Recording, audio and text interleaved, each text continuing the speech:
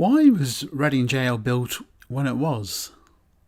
It was required, incidentally and remarkably, because of some reforms with what crimes you would be deported for to places like Australia or be hung for.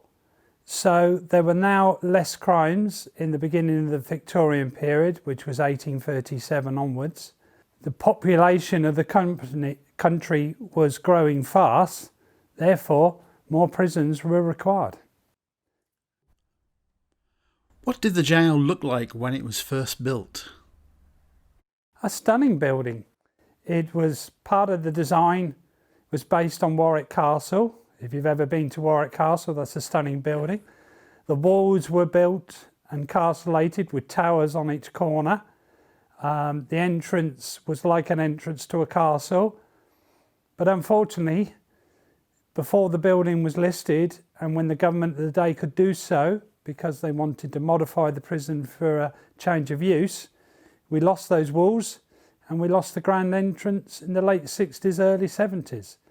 And what were the conditions like at the time? Well, compared with previous jails, they were considerable improvement.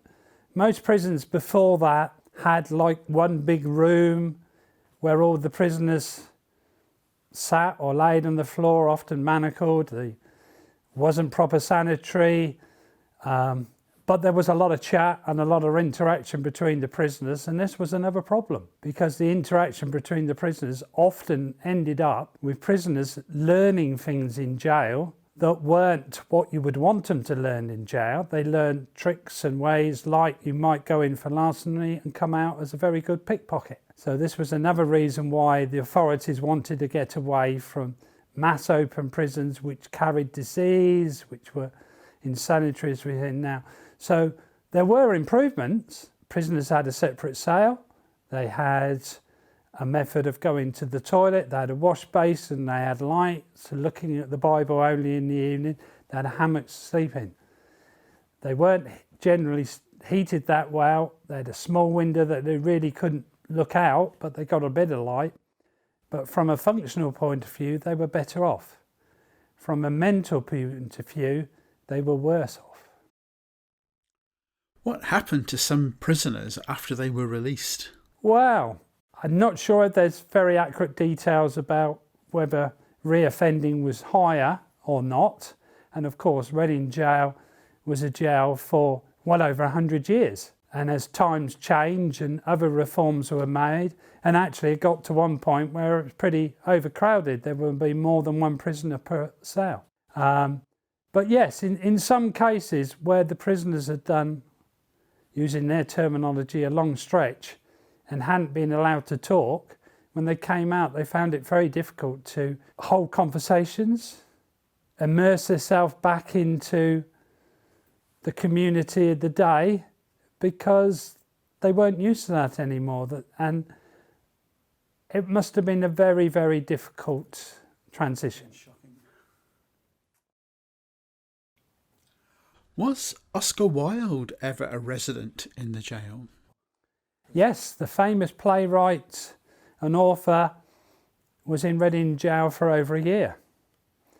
Originally he had been in Newgate Gaol in London, but his health deteriorated rapidly, which you would expect. He was a genteel man, and then he was in a prison doing manual labour and not able to write, not able to talk, not able to read.